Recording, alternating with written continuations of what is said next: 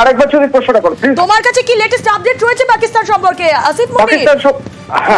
পাকিস্তান সম্পর্কে এখনো পর্যন্ত অদ্ভুত অদ্ভুত কিছু খবর পাওয়া যাচ্ছে। সবচেয়ে ইন্টারেস্টিং জায়গা যেটা, সেটা হলো আসিফ মুনির কোথায়। গত এক সপ্তাহ ধরে আসিফ মুনিরের কোনো খোঁজ পাওয়া যাচ্ছিল না, অথচ এই আসিফ মুনির প্রথমে এমন একটা উস্কানিমূলক বক্তব্য দিল যে তারপরে এখানে পেহেলগাঁওতে অ্যাটাক হলো, জঙ্গিরা অ্যাটাক করলো। সে আসিফ মুনির কোথায়? এখন শোনা যাচ্ছে আসিফ মুনিরকে নাকি জেলে পাঠানো হয়েছে, আবার শোনা যাচ্ছে আসিফ মুনিরকে স্টেপ ডাউন করতে বলা হয়েছে, তার জায়গায় আরেকজন এখন সেনাপ্রধান হচ্ছে। সবচেয়ে মজার ব্যাপার, যখন দুটো দেশের মধ্যে এরকম একটা পরিস্থিতি তৈরি হয়েছে, তখন আমরা দেখেছি যখন অপারেশন সিঁদুর যেদিন প্রথম অপারেশন সিঁদুরের অ্যাটাক হলো, সেদিন প্রধানমন্ত্রী নরেন্দ্র মোদী রাত জেগেছেন, অজিত দোভাল বারবার তার বাড়িতে গিয়েছেন, অমিত শাহ বারবার তার বাড়িতে গিয়ে বসে রয়েছেন। পাকিস্তানের সবাই কোথায়? পাকিস্তানের সেনা প্রধান কোথায়? পাকিস্তানের প্রেসিডেন্ট কোথায়? পাকিস্তানের প্রধানমন্ত্রী কোথায়? পাকিস্তানের সেনা প্রধান বা পাকিস্তানের প্রধানমন্ত্রী বা প্রেসিডেন্ট তারা নাকি এখন বাংকারে লুকিয়ে রয়েছেন। এইসব খবর এখন পাওয়া যাচ্ছে। আসলে দিশাহীন। পাকিস্তান তো আর্মি দিয়ে চলে, একটা দেশ, পুরো দেশ আর্মির শাসনে চলে। সেনা যা বলবে সেটাই শেষ কথা। সেনা বলেছিল বলে ইমরান খান জেলে। সেই রকম একটা জায়গা থেকে সেনা এখন কি করবে সেখানেই দিশাহারা হয়ে গেছে। তার কারণ সব সেনা চলে এসেছে ভারতের সঙ্গে যুদ্ধ করতে। এই জায়গাতেই যে সেনা এখন কি করবে, সেনাও দিশাহীন। একটা দেশ, তার কোনো সরকার বলে কিছু নেই। আমরা দেখছি প্রধানমন্ত্রীর বাড়ির 20 কিলোমিটারের মধ্যে বিস্ফোরণ। শাহবাজ শরীফ, তার সম্পর্কে খবর পাওয়া যাচ্ছে তিনি নাকি বাংকারে লুকিয়েছেন। এই মুহূর্তে দাঁড়িয়ে গোটা দেশটার ছবিটাই তো ভীষণ অস্পষ্ট হয়ে যাচ্ছে। কোথায় শাহবাজ শরীফ, কোথায় আসিফ মুনির? এই প্রশ্ন তো উঠবেই।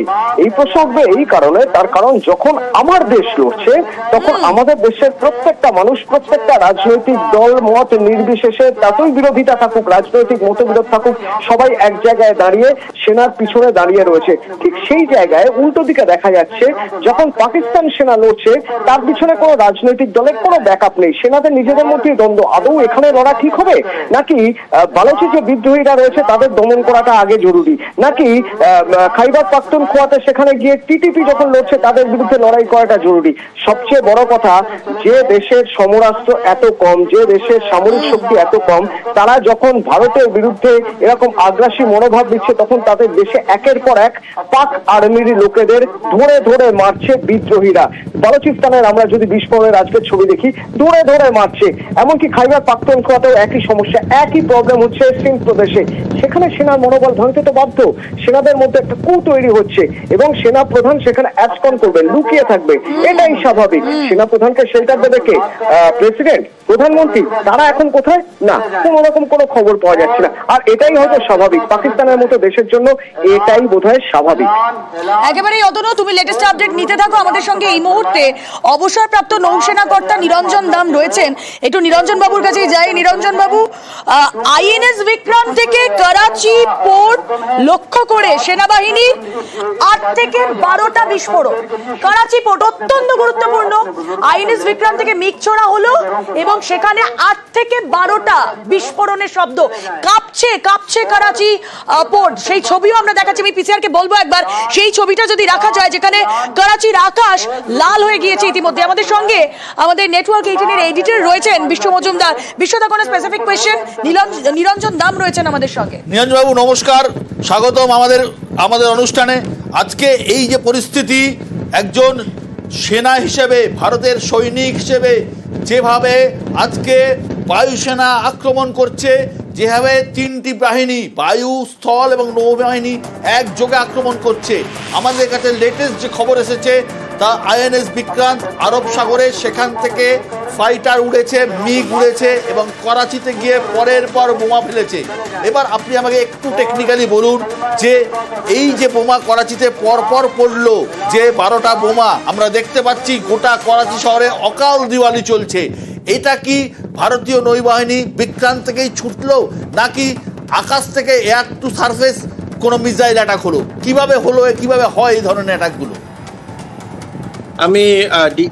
আমি ডিটেলসে বলবো না, কিন্তু আমি আপনাদের না একটু টেকনিক্যালি না গিয়ে একটু হিস্টোরিক্যালি মনে করিয়ে দিতে চাই যে 71-এর যখন যুদ্ধটা হয়েছিল, সেই যুদ্ধটা যখন হয়, সেই যুদ্ধে কিন্তু যুদ্ধের শেষটা হয়েছিল কিন্তু করাচি হারবার ডিস্ট্রয় হয়ে।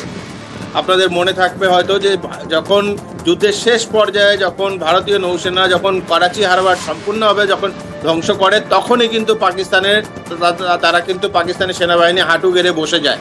এবং তারপরে যখন 99 যখন কার্গিল ওয়ার হয়, তখনও কিন্তু যখন ভারতীয় নৌসেনার অপারেশন তলোয়ার যখন শেষ লগ্নে যখন অপারেশন তলোয়ার চালানো হয়, সেই সময়তেই কিন্তু পাকিস্তান তাদের হার স্বীকার করে।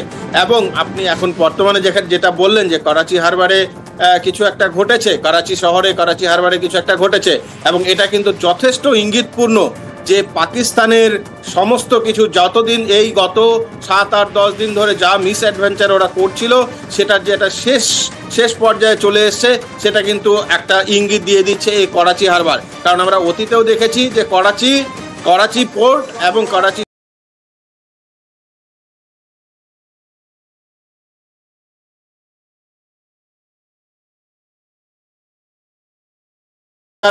ধ্বংস হওয়ার পরেই একটা নতুন রাষ্ট্রের জন্ম হয়েছে। কে জানে, হয়তো কাল সকালে হয়তো আমরা ঘুম থেকে উঠে দেখলাম একটা নতুন স্বাধীন রাষ্ট্র বালুচিস্তান হয়ে গেছে। তো সেটা কিন্তু আপনারা আশা করতেই পারেন।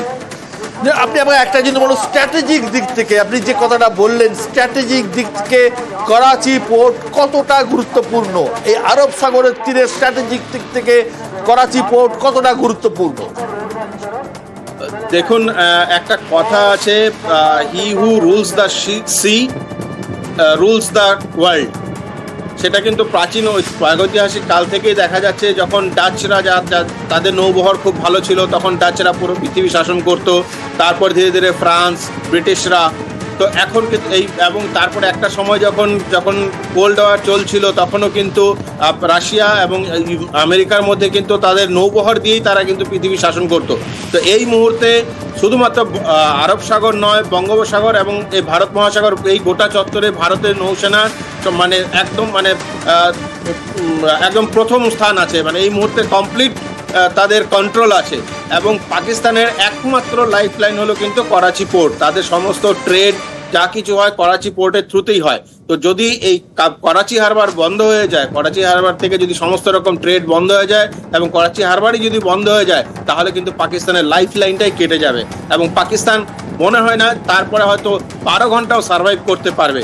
সুতরাং স্ট্র্যাটেজিক্যালি দেখতে গেলে করাচি হারবার ধ্বংস হওয়া বা করাচি হারবার থেকে তাদের নৌবাহিনী বলুন বা তাদের নর্মাল সিভিল যে ভেসেলগুলো আছে, সেগুলো কার্গো ভেসেলগুলো আছে, সেগুলো যদি বেরোতে না পারে, তাহলে কিন্তু পাকিস্তানের সমস্ত রকম সাপ্লাই লাইন কেটে যাবে।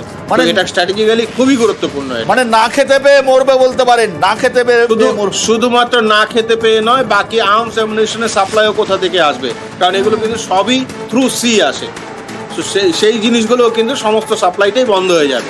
আপনি আমাকে একটা জিনিস বলুন যে আমাদের কাছে আমরা শুনেছি, আমরা জানতাম একটা সময় যুদ্ধ হতো স্থলবাহিনী, হাতে ঢাল তলোয়ার নিয়ে হতো, তারপর বাবর এসেছিল কামান নিয়ে, তারপরে স্থলবাহিনীর যুদ্ধ হলো। আধুনিক যুদ্ধ অনেকটাই নির্ভর করে এয়ার সিস্টেমের উপর, এয়ারফোর্সের উপর, কীভাবে তারা টেকনিক্যালি কতটা উন্নত, এয়ারফোর্স কতটা উন্নত, তাদের কাছে রাফাল আছে, কি F-16 আছে, বিমান বাহিনীর উপরে।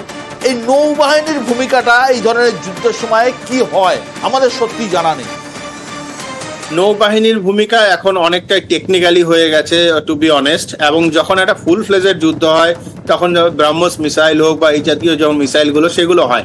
কিন্তু এই মুহূর্তে যেটা আছে সেখানে নৌবাহিনী যেগুলো করছে, সেটা হলো বিশেষত ইলেকট্রনিক কাউন্টার মেজার্স, এটা একটা ওয়ার্ড আছে। সেটা হলো ধরুন মানে একটা জাহাজ, তাতে বিশেষ কিছু ইকুইপমেন্ট থাকবে, সেই ইকুইপমেন্ট নিয়ে কোনো একটা দেশের বা কোনো একটা পোর্টের একটা কাছাকাছি অঞ্চলে গিয়ে যখন সেই ইকুইপমেন্টটা সেটা অ্যাক্টিভেট করে দেওয়া হবে, তো সেই পার্টিকুলার ওই রেঞ্জের মধ্যে যে শহর, শত্রু দেশের শহর বা যে সমস্ত জিনিসগুলো শহর বা অন্যান্য ওদের মিলিটারি এস্টাবলিশমেন্ট যা আছে, সেগুলো কিন্তু কমপ্লিটলি জ্যাম হয়ে যাবে। তো এই ইলেকট্রনিক কাউন্টার মেজার যে জিনিসগুলো আছে, সেগুলো কিন্তু নৌবাহিনীর থ্রুতেই হয়। আপনাদের মনে থাকবে যে একটা চায়না থেকে ওরা শ্রীলঙ্কায় হাম্বানটোটায় এরকম একটা প্ল্যান করেছিল, যেটা আমরা করতে দিইনি। কিন্তু সেটা কিন্তু ভারতবর্ষ কিন্তু, কারণ ভারতের অধিকারে থাকা অনেক পোর্ট বলুন বা অনেক আইল্যান্ড বলুন, যেগুলো কিন্তু পাকিস্তানের খুব কাছাকাছি অবস্থায়। তো সেখান থেকে কিন্তু নৌবাহিনীর বিভিন্ন নৌজাহাজের মাধ্যমে কিন্তু এই জিনিসগুলো করা হচ্ছে।